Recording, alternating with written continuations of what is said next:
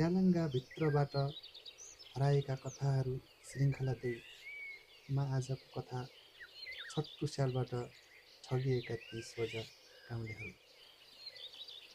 पहाडको काखमा बसेको एउटा ज्यालङ्गा गाउँ थियो। हरियो बारी, स्वच्छ खोला र सोझा मन रहेका ती गाउँलेहरू।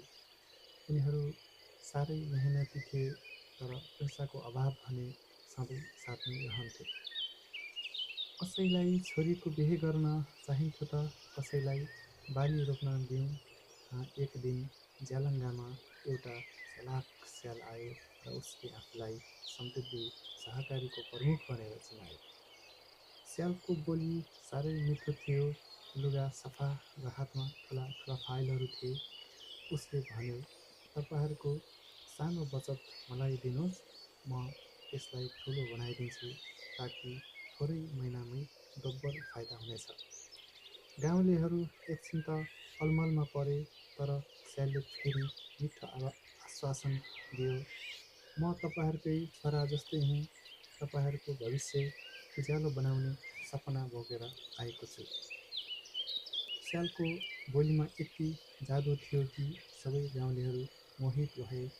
कसैले गाई बेचेर पैसा राखे, कसैले सुनका गहना धितो राखेर।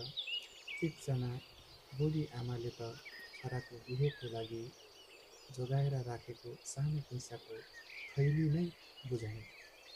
केही महिना त सबै ठिक जस्तै लाग्यो। स्यालले बैठक बोलाउँथ्यो, मिठा कुरा गर्थ्यो, कागज देखाउँथ्यो, गाउँलेहरू ढुक्क हुन्थे। तर केही समयपछि सहकारीको ढोका सधैँको लागि बन्द भयो। स्याल पनि गायब भयो, फाइल हराए, पैसा इनामिना भयो, गाउँलेहरूका सपना हराए, गाउँभरि रहबासी मचियो। बुढी आमा गहभरि आँसु झार्दै भन्छिन्, अब मेरो छोराको बिहे कसरी हुन्छ? एक उखु किसानले भक्कानिँदै भन्यो, हामीलाई त स्यालले जङ्गलमै फसाएछ नि। त्यो दिन गाउँलेहरूको सपना जलेको दिन भयो। विश्वास चकनाचुर भए, तर त्यही पीडाबाट चेतना पनि जन्मायो।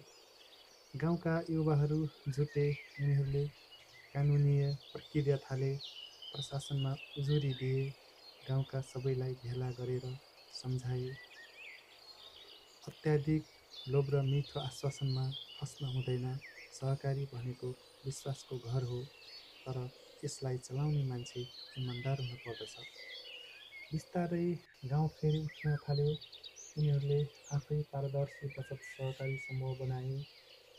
प्रत्येक हिसाब किताब सबैको अगाडि पढिन थाल्यो। स्याल त भागेर टाढा गयो, तर उसको कथा ज्यालङ्गाको पाठो बन्यो। बुढी आमाले आँसु पुस्दै भनिन्, हामी लडेका होइनौँ, यो त समयले सिकाएको हो। त्यस दिनदेखि एउटा कुरा कहिल्यै बिर्सेनन् ती सोझा गाउँलेहरूले, मिठो बोली सबै साँचो हुँदैन। विश्वास गर्नु अघि सोच्नु जरुरी हुन्छ। र जङ्गलमा लुकेको स्याललाई पनि थाहा भयो कि सोझा मानिसहरू कमजोर होइनन्, उनीहरू जागेपछि सबैभन्दा बलियो हुन्छन्। हस्त धन्यवाद।